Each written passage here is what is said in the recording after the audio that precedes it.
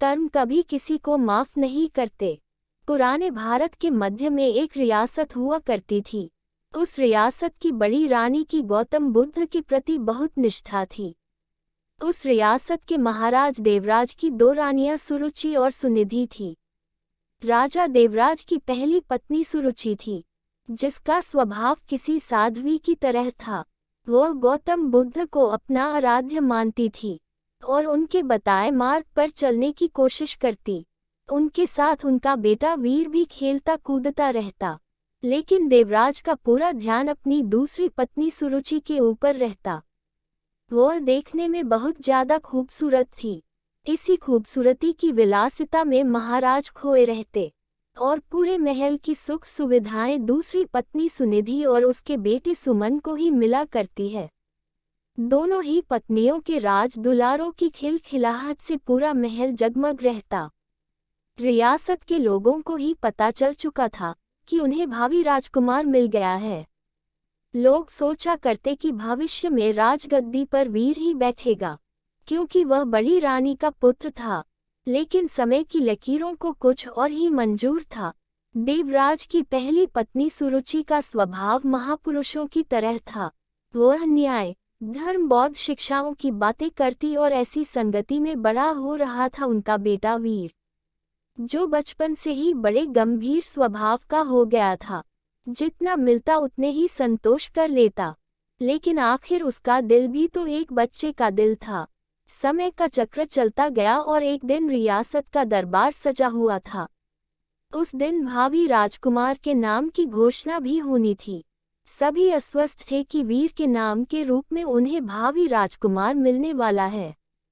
महाराज अपनी प्रिय पत्नी सुनिधि के साथ सिंहासन पर बैठे हुए थे। महाराज बेटे सुमन को दुलार रहे थे और वीर अपनी मां के साथ दरबार में बैठा हुआ था। सभी पुरोहितों ने वीर की मां को बता दिया था कि आज वीर के राजतिलक की पूजा है, उसे तैयार करके लाना। वीर की मां सुरुचि ने भी बड़े दुलार से अपने राज दुलारे को सजाया, माथे पर तिलक लगाया और ईश्वर के सामने हाथ जुड़वाया। पूजा शुरू होने वाली थी। महल में शंख बजने शुरू हुए। पुरोहितों ने वीर का नाम भी लिया। बालक वीर सौम्य अंदाज में पिता की गद्दी की तरफ बढ़ा और अपने पिता के पांव में अपनी छोटी सी हथेली रख दी। पिता आशीर्वाद देने के लिए हाथ उठाते कि दूसरी रानी महाराज की प्रिय सुनिधि ने वीर को पीछे धकेल दिया। वीर की आंखों से आंसू गिरने लगे। भरे राज दरबार में गुस्से से लाल रानी सुनिधि ने वीर की कलाई को मोड़ दिया था, उन्हें सिंहासन पर पहुंचने से रोक दिया और अपने कड़े शब्दों से और सख्त आवाज में रानी ने कहा, तुम सिंहासन और महाराज की गोद में बैठ नहीं सकते। सिंहासन में बैठने वाला काबिल हो या ना हो, वो चहेती रानी का पुत्र ही होना चाहिए। तुम दासी के बराबर वाली रानी के पुत्र हो। सिंहासन पर मेरा पुत्र सुमन ही बैठेगा, और जो सिंहासन पर बैठेगा प्रजा उसी की इज्जत करेगी, उसी को मान सम्मान देगी। तुम जाओ अपनी माता के पास और बुद्ध की सेवा करो। मेरे रहते तुम्हें मान सम्मान कभी नहीं मिल सकता। आगे रानी ने कहा, जाओ पहले अपना भाग्य बदलो। इसके लिए तुम्हें पहले मेरी कोख से जन्म लेना पड़ेगा। ये सब सुनकर पूरा राज दरबार स्तब्ध रह गया। सबको आश्चर्य हो रहा था कि आखिर महाराज देवराज कुछ बोल क्यों नहीं रहे। लेकिन महाराज की आंखों के सामने सुंदरता का मोह चढ़ा हुआ था। वो रानी का विद्रोह नहीं करना चाहते थे। अगर वह रानी का विद्रोह करते तो उनकी विलासिता रातें खराब हो जाती। वीर को अपनी सौतेली मां की बातों से ज्यादा बुरा अपने पिता के चुप रहने का लगा। कुछ देर बाद वो राजमहल के बाहर चला गया। संध्या आरती का समय हो चला था। वीर की मां ने उसे अपने पास बुलाया। वीर का चेहरा देखकर वह घबरा गई। वीर ने उनसे कहा, पिताजी हमारे साथ ऐसा क्यों करते हैं? अब मैं क्या करूंगा? क्या मुझे कभी मान सम्मान नहीं मिलेगा? इसके जवाब में वीर की मां ने अपनी उंगली का इशारा एक मंदिर रूपी कमरे की तरफ किया। ये कमरा कुछ ही दूरी पर था और उसमें महात्मा बुद्ध की एक मूर्त रखी हुई थी, जिनके बताए मार्ग पर वीर की मां चला करती थी। वीर ने इशारा करते हुए पूछा कि वहाँ क्या है माँ। इसके जवाब में उन्होंने कहा कि वह महात्मा बुद्ध है, वही तुम्हें सिद्ध बनाएंगे, उनकी शरण में जाओ बेटा। बुद्धं शरणं गच्छामि, बुद्धं शरणं गच्छामि। ये पंक्ति सुनते ही वीर के हाव भाव के साथ महल की हवाएं भी बदल रही थी। बरसों से खुद के साथ हो रहे भेदभाव को सह लेने वाली रानी सुरुचि अपने कोमल से बेटे की आंखों के आंसू नहीं देख पाई। उन्होंने कहा, बेटा, तुम्हारे लिए सिंहासन से आगे का सिंहासन बना हुआ है, लेकिन उसको पाना इतना आसान नहीं। उस सिंहासन तक तुम्हें महात्मा बुद्ध की शिक्षाएं लेकर जाएंगी। लेकिन वीर को ये समझ नहीं आ रहा था कि आखिर वह कौन सा सिंहासन है जो राज सिंहासन से भी बड़ा है। उसके कानों में तो अभी भी सौतेली माँ के ताने गूंज रहे थे कि वह अभागा है, लेकिन वीर की माँ ने देर नहीं की और उसे बुद्ध की मूर्ति के सामने लाकर खड़ा कर दिया और कहा कि अब सिर्फ महात्मा बुद्ध ही तुम्हारा कल्याण करेंगे। तुम उनके बताए मार्ग पर चलो, उनकी शिक्षाओं का अनुसरण करो, तुम्हें पता चल जाएगा कि जीवन का असली सुख कहाँ है। वीर ने सवाल किया कि माँ, क्या बुद्ध का स्थान पिता से भी बढ़कर है? इस भोलेपन पर वीर की माँ को हंसी आ गई। उन्होंने कहा कि वह सबसे ऊपर है, वह महात्मा है। माँ की हंसी पर वीर का दिल आ गया और उसने कहा कि ठीक है माँ, अब से मैं बुद्ध की गोद में ही बैठूंगा, कठिन से कठिन ध्यान करके उन्हें प्रसन्न करूंगा, इनकी शिक्षाओं को अपने जीवन उतारूंगा। वीर ने बड़े ही दृढ़ निश्चयी आवाज में कहा, देखना माँ, एक दिन बुद्ध मुझे अपनी गोद में जरूर बैठाएंगे। रानी अपनी बेटे की मासूम बातों को सुनकर हैरान रह गई।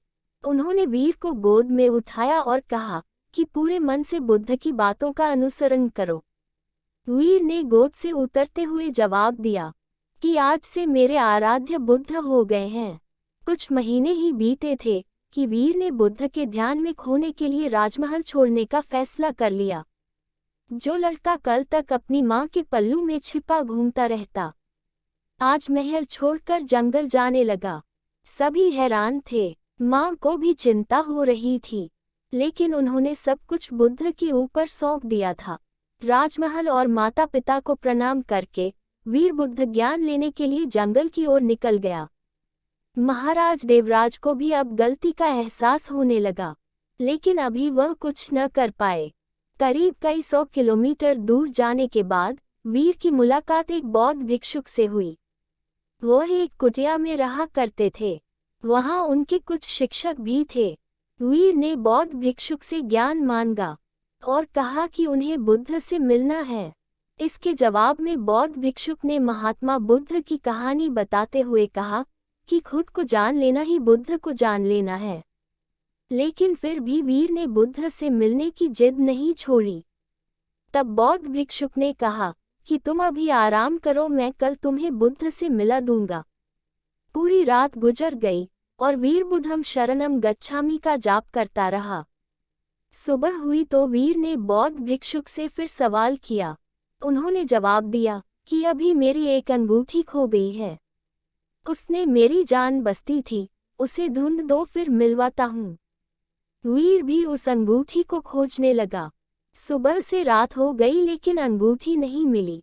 फिर बौद्ध भिक्षुक ने वीर को दिया लेने के लिए कुटिया के अंदर भेजा। वहां पहुंचकर उसने देखा कि अंगूठी तो अंदर ही संभाल कर रखी गई है। ये दृश्य देखकर वीर को बहुत दुख हुआ और उसने बौद्ध भिक्षुक से कहा कि जब आपने अंगूठी को कुटिया के अंदर रख दिया था तो फिर मुझसे बाहर क्यों तलाश करवा रहे हैं?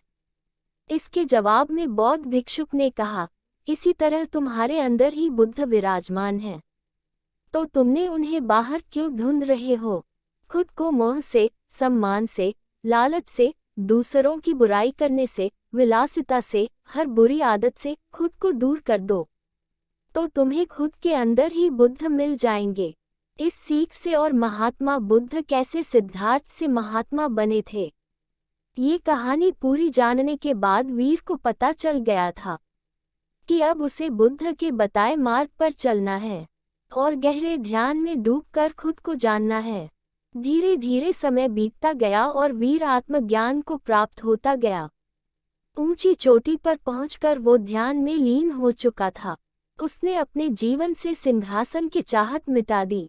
उसे अब ऊंचे मन के सिंहासन पर बैठना था। समय के साथ साथ सन्यासी वीर की प्रसिद्धि भी बढ़ती जा रही थी। ये बात मध्य रियासत तक पहुंच गई थी कि पर्वत की शिला में कोई बड़े प्रतापी बौद्ध भिक्षु ध्यान में मग्न रहते हैं। राजमहल की तरफ से उन्हें बुलावा भेजा गया। रियासत की हालत ठीक नहीं चल रही थी। महाराज का दूसरा बेटा विलासिता में बर्बाद हो चुका था।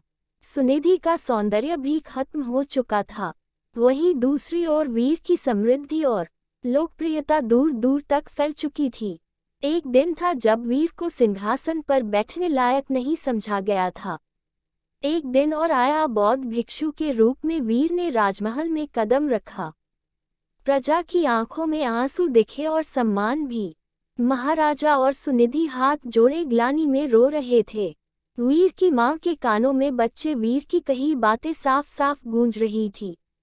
बौद्ध भिक्षु गुरु वीर ने महात्मा बुद्ध की प्रतिमा को प्रणाम किया और कहा कि दूसरों की सेवा से बड़ी कोई विलासिता नहीं, कोई भी सिंहासन कोख से नहीं बल्कि काबिलियत से तय होता है। राज सिंहासन का त्याग कर दिया और ध्यान करने के लिए मंदिर रूपी कमरे की ओर चलने लगे। वहां वीर को देखने वाले लोग महसूस कर पा रहे थे कि जैसे कोई शांति की मूर्ति चल रही हो।